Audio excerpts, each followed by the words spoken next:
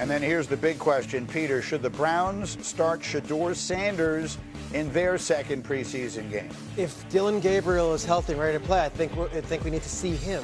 The Browns obviously believe in Dillon Gabriel and see something in Dillon Gabriel because every depth chart they've put out, Dillon Gabriel is still above Shedeur Sanders. Now, he's been injured, but there's a possibility he could play Saturday. We'll get updates throughout the week.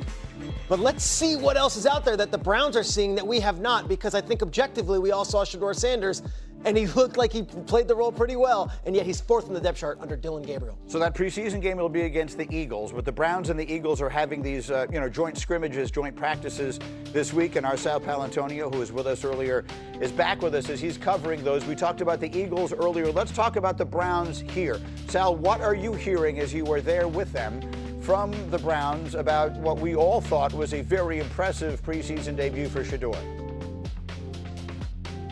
Well, Michael, last night in South Philadelphia, I caught up with Browns head coach Kevin Stefanski. As everybody knows, Kevin Stefanski, his family, Wayne, PA.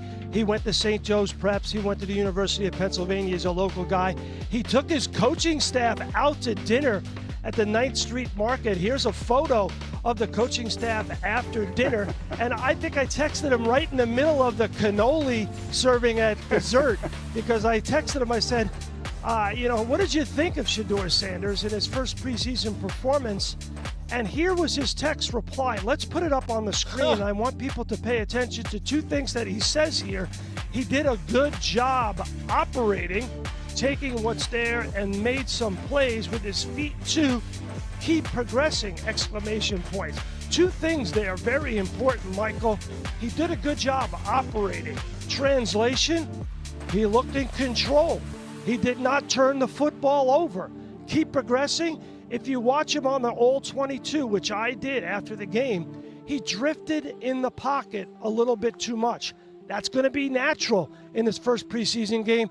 And he was off target with some of his throws. But still, 14 of 23 and 2 touchdown passes, 106.8 passer rating. I think they are impressed with Shedeur Sanders. And yet, we all made a big deal here about their quarterback depth chart. He is still listed as 4th on it, despite the performance that had everybody talking. What, if anything, can you tell us about that? Well, I think Peter is correct. I think they want to see more from Gabriel. He's been injured. We might see him out here today on the practice field at the NovaCare facility a little bit against the Philadelphia Eagles. But I get the sense from Stefanski and the Browns, they don't want to fool around with the depth chart based on one preseason performance yet. They've got Flacco, they've got Gabriel, obviously they've got Kenny Pickett. He hasn't been able to get on the field because of a hamstring injury. And Shedeur Sanders needs to, quote, keep progressing. Now, I know, Lewis is always in game shape, but I'm sure he's been to Sarcone's Bakery during his time here in South Philadelphia. That's a favorite spot for everybody who comes to South Philly. Sal, stay with us for part of the conversation here. Let's get to that because, look, that is a piece of this. They've got 4 quarterbacks there right now. Yep. Teams don't keep 4 quarterbacks. That seems extremely unlikely, right? So some decision, they're going to have to start whittling this thing down. Like it got late early on us here, right? The season's in 3 weeks. Mm-hmm. So while I understand they'll say we have plenty of time to make this decision, in actuality, it's not plenty of time. How quickly do they need to be figuring this stuff out? Well, I think now, obviously, every rep takes on greater importance now because of just what you're talking about. Because eventually, the mode shifts from evaluation to really preparing for the regular season. Right. So all those guys have to get the reps that are going to wind up playing. So I think now, again, behind the scenes, during practices, during these joint practices, would be great as if Get-Up was sitting there on the field and we could actually watch and see if he's starting to get sprinkled in certain situations with the 1s, with the 2s, getting reps with guys who are going to be there come September. Because that would tell you, okay, look, they sense the urgency too. They know that he's putting, the pressure on them as far as, hey, do we need to really start moving him up this ladder?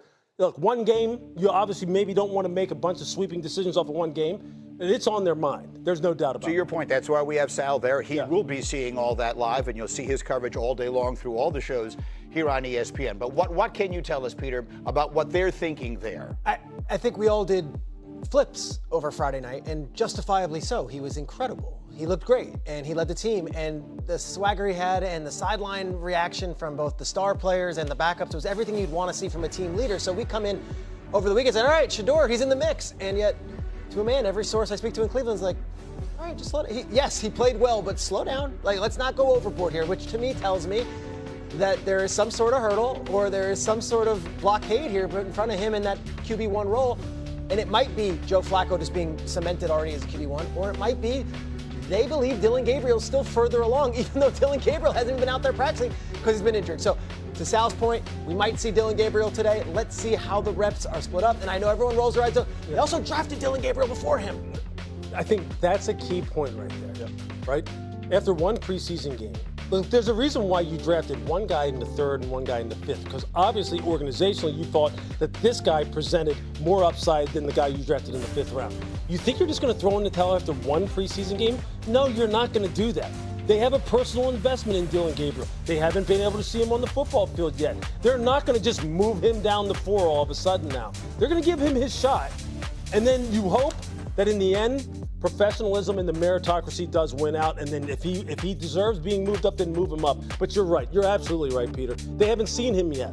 So they're not going to knock him down yet, especially when they're the ones who picked him. So I would also add this. Because of how Shedeur played in his first preseason game, and Dillon Gabriel did not get out there to showcase his skill set, it puts more pressure on Dillon Gabriel now. No doubt. To now go out there and make sure that you don't mess it up. No doubt. And you allow Shedeur Sanders to now jump you on the depth chart. No doubt. And I'll say when it comes to Shedeur, some of the things that I really loved in that first preseason game, Greeny, his pocket awareness and just being calm at all times. You see that second touchdown throw, hey, it's a free runner coming.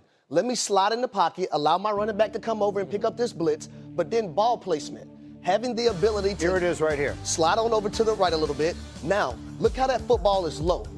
That allows a receiver not to get kill shotted by a safety in a tight window area throw that you have to be able to complete that pass. Orlovsky did this tape for us the other day, exactly that.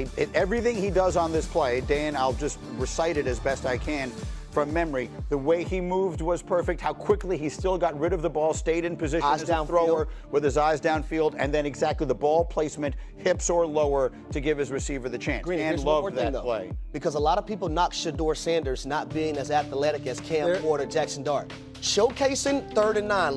Let me scramble, go pick up 10 yards. See, what was interesting is that text that Sal put up, that we put up on the screen for Sal from Kevin Stefanski. He said, look, he made plays with his legs, almost like he was surprised. It was amazing because he showed that plenty of times at Colorado. Like, you would think, based upon some of the narrative surrounding him, that this guy was like some kind of iron deer out there, and he was just planted in the ground all the time in Colorado. And that wasn't the case. It's weird how narratives just take off, and then people repeat them enough, you start thinking, Shedeur Sanders can't move. Sal, yes, he can. Final word from Sal, who again will be there watching the joint practices all day long. Go ahead, Sal.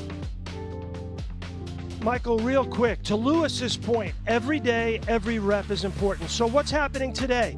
Today, Shedeur Sanders and all the quarterbacks for the Browns go against Vic Fangio. And what we've seen from Vic Fangio in the practices and in the first game against the Bengals, he's mixing and matching his secondary right now, trying to figure out what's going to work and what's not going to work. There are going to be a lot of different calls, a lot of different presentations.